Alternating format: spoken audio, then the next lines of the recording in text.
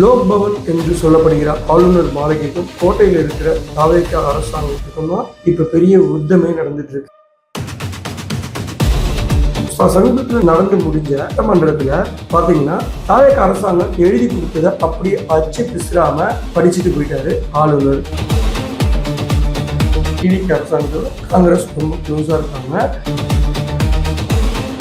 பாரதத்துல காங்கிரஸ் இல்லாத ஒரு நிலைமை உருவாக்கணும் அப்படின்றதுதான் பிஜேபியோட தாரக மந்திரம்.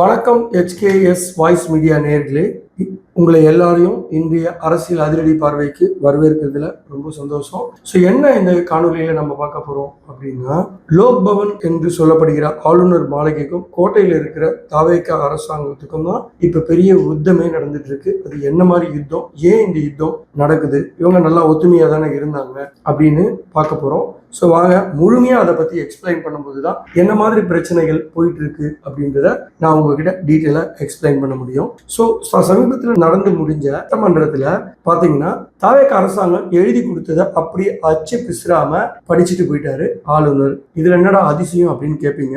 இல்ல, இதுக்கு முன்னாடி இருந்த ஆளுநர் டிஎம்கே எழுதி கொடுத்த அரசாங்கம் எழுதி கொடுத்த எந்த விஷயத்தையும் அப்படியே முழுமையா படிக்காம அதுல கரெக்ஷன்ஸ் எல்லாம் நிறைய மாத்தி கொடுத்துட்டு நிறைய பேசுவார் இல்லையா, அந்த மாதிரி இல்லாம பொறுப்பு கவர்னர், தமிழகத்தோட பொறுப்பு கவர்னர் ரொம்ப ஒரு இன்ச்சு கூட மாறாம அப்படியே பேசிட்டு போனது மட்டும் இல்லாம தமிழக முதல்வரையும் தமிழக அரசையும் பயங்கரமா பாராட்டினாரு. குறிப்பா தேசிய கீதம் 2 முறையும் பாடப்பட்டதுக்கு அவர் ஸ்பெஷலாவே ஆளுநர் மாளிகையில இருந்து ஒரு பெரிய பாராட்டுகளே தெரிவிச்சாரு. சரி, இப்படி இருக்கக்குள்ள இவங்களுக்கு என்ன பிரச்சனை அப்படின்னு தான் நமக்கு எல்லாமே தோணும். அதாங்க இல்ல, சமீபத்தில் ஜூலை 1ஆம் தேதி உள்துறை அமைச்சர் திரு அமித்ஷா அவர்களை சந்திச்சு நீண்ட டிஸ்கஷன் ஒன்று பண்ணாரு. என்ன அப்படின்னா, ஏடிஎம்கே எம்எல்ஏஸ் எல்லாமே டிவிகே அரசாங்கம் குதிரை பேரம் நடத்தி ஒவ்வொருத்தரையா இழுத்துட்டு இருக்கிற விஷயத்தையும் ஷேர் பண்ணாரு. அதே போல டிஎம்கே கட்சிக்காரங்க என்ன பண்றாங்கன்னா, டிவிகே அரசாங்கத்தை எப்படியாவது கவுக்கணும் அப்படின்ற அடிப்படையில இங்க இருக்கிற எம்எல்ஏக்கள் எல்லாம் இழுக்க வேலையை பார்க்கறாங்க. அதன் மூலயமா சபாநாயகர் மேல நம்பிக்கையில தீர்மானத்தை கொண்டு வரணும் அப்படின்ற இந்த ஆட்டத்தையும் சொல்லிட்டு அப்படியே அமித்ஷா அவர்கள் கேட்டாரா, காங்கிரஸ் எப்படி இருக்கு, அவங்களோட கட்சியோட பணியெல்லாம் எப்படி இருக்கு, எப்படி அவங்களோட தமிழகத்துல எப்படி இருக்காங்க அப்படின்னு கேட்கும்போது அங்கதான் ரொம்ப டீட்டெயிலா திரு அர்லேக்கர் அவர்கள் உள்துறை அமைச்சர்கிட்ட சொன்னாராம். என்ன அப்படின்னா, காங்கிரஸ் ரொம்ப க்ளோஸா இருக்காங்க, அதாவது டிவிகே அரசாங்கத்தோட காங்கிரஸ் ரொம்ப க்ளோஸா இருக்காங்க. சமீபத்துல பாத்தீங்கன்னா டிவிகே தோழமை கட்சிகள் எல்லாம் ஒரு கூட்டம் போட்டுது. அந்த கூட்டத்துல பாத்தீங்கன்னா திரு சிதம்பரம், காங்கிரசின் மூத்த தலைவர் சிதம்பரம் இருந்தாரு. ஸோ அதுலதான் ரொம்ப அமித்ஷா அவர்கள் டென்ஷன் ஆனதா சொல்லப்படுது. என்ன காரணம்னா, சோனியா காந்தி அவர்களுக்கும் கார்கே அவர்களுக்கும் ரொம்ப நெருங்கிய ஒரு தொடர்பில் இருக்கிற காங்கிரஸ் மூத்த தலைவர் ப சிதம்பரம் அவர்கள், இவர் டிவிகேவோட நெருங்குறத அமித்ஷா அவர்களுக்கு சுத்தமா பிடிக்கல.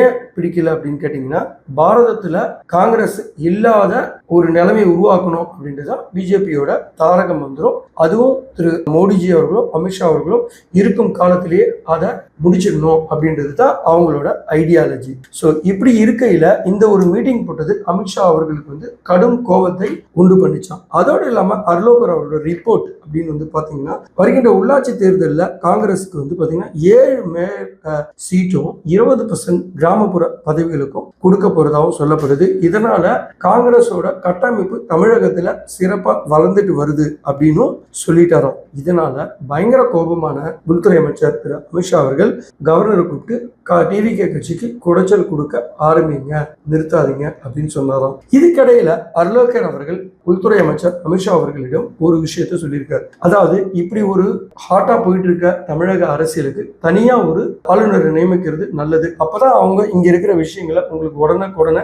ரிப்போர்ட்டா உங்களுக்கு ஷேர் பண்ண முடியும். என்ன போல ஒரு பொறுப்பு கவர்னரா இருந்தோம்னா அந்த பர்சனால, அதாவது என்னால உங்ககிட்ட எல்லா டீட்டெயிலையும் உடனுக்குடனே கொடுக்க முடியாதுன்ற விஷயத்தையும் சொன்னாராம். அது கூர்ந்து கேட்ட அமித்ஷா அவர்களும் நிச்சயமா ஒரு ஆளுநரை தமிழ்நாட்டுக்கு நம்ம கூடிய விரைவில் பிளேஸ் பண்ணலாம் அப்படின்ற மாதிரி சொல்லியிருக்காரு. சரி, இப்போ உள்துறை அமைச்சர் அர்லேக்கர் அவர்கள்கிட்ட சொல்லிட்டாரு நீங்க ஆட்டத்தை ஆரம்பிங்கன்னு.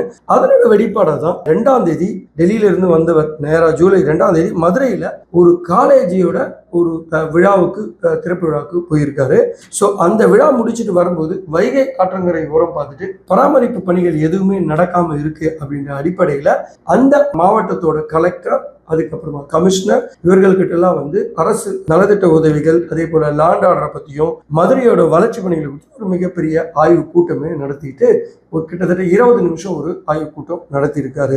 ஸோ இதுதான் வந்து இங்க வந்து பயங்கரமான ஒரு ஹாட் டாபிக்கா போயிட்டு இருக்கு. எப்படின்னு கேட்டீங்கன்னா, டிவிகேவோட தோழமை கட்சிகளாக கருதப்படும் சிபிஐ, சிபிஎம், விடுதலை சிறுத்தைகள் கட்சிகள் அண்டு மறுமலர்ச்சி திராவிட முன்னேற்ற கழகம் ஒவ்வொரு கட்சியுமா இந்த விஷயத்துக்கு வந்து பாத்தீங்கன்னா எதிர்ப்பு தெரிவிக்கிறாங்க கவர்னர் அர்லேக்கருக்கு. அப்படி என்னதான் அவர் பண்ணிட்டார் அப்படின்னா, ஆளுநர் ஆய்வு கூட்டங்கள் நடத்தினது சட்டப்படி, இந்திய அரசியலமைப்பு படி தவறு.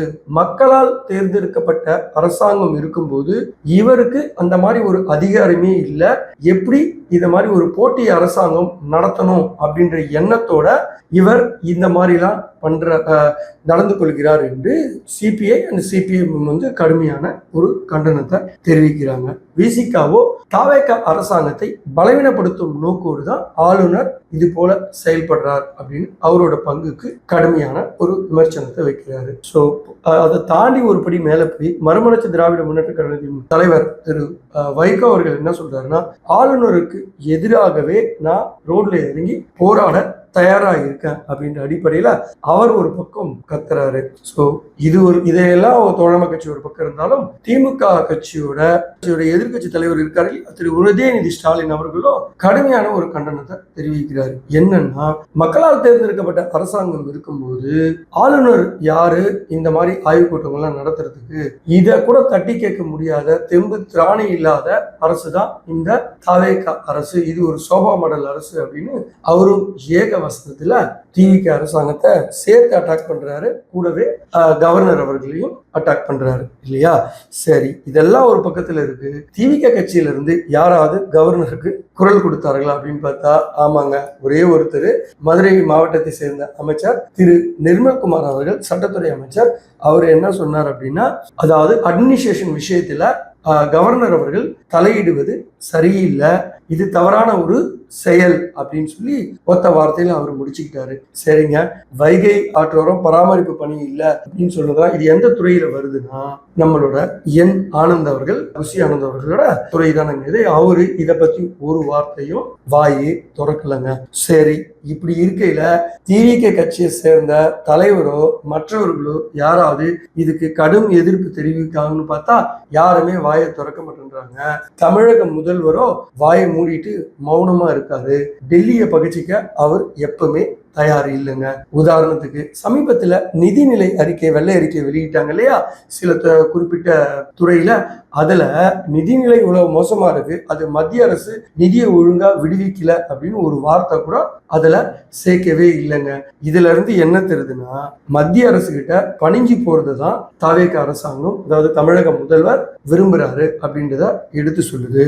இன்னும் ஒரு படி மேல போய் பார்த்தோம்னா, பிபிஜி ராம்ஜி அப்படின்னு ஊரக வேலைவாய்ப்பு திட்டம் இருக்கு இல்லையா, அந்த திட்டத்திற்கு கூட வாயை புத்திக்கிட்டு கையெழுத்து போட்டுட்டு வந்துட்டாரு. அதுல என்ன இருக்கு, அந்த திட்டம் நல்லது தானே, மக்களுக்கு வேலை கிடைக்குது இல்லையா கிராமப்புற மக்களுக்கு அப்படின்னு நீங்க சொல்லலாம்.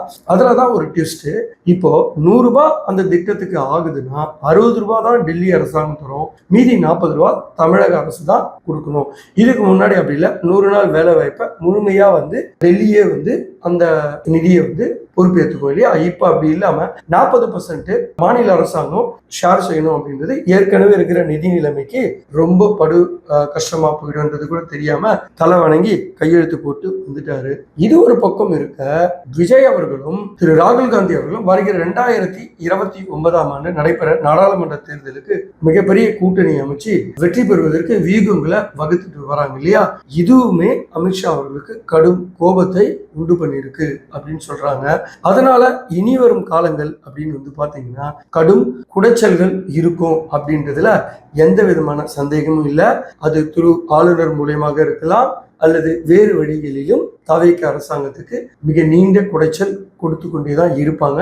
அதுல எந்தவித சந்தேகமும் இல்லை. ஆனா இதற்கு பிறகும் திரு விஜய் அவர்கள் தவிக அரசாங்கம் எதிர்ப்பு குரலோ ஒலிக்காம மௌனம் காத்தார்கள் என்றால் அவர்களுக்கு மிகப்பெரிய சிக்கல் உருவாகும் என்பதில் எந்த விதமான ஐயம் இல்லை. தமிழக முதல்வர் அவர்கள் ரியாக்ட் செய்யறாரா இல்லையா அப்படின்றத நாம பொறுத்திருந்து தான் பார்க்கணும். நேயர்களே, உங்களுக்கு இதுல ஏதாவது மாற்று கருத்துகள் இருந்தா தயவு செய்து கமெண்ட்ஸ்ல சொல்லுங்க. அதை உங்களோடு விவாதிக்க நாங்க தயாரா இருக்கோம். இதே போல பல சுவாரஸ்யமான விஷயங்களோட உங்ககிட்ட விவாதிக்கிறதுக்கு நான் ரெடியா இருக்கேன். நீங்க ரெடியா? உங்களிடமிருந்து விடைபெறுவது உங்கள் HKS. நன்றி, வணக்கம்.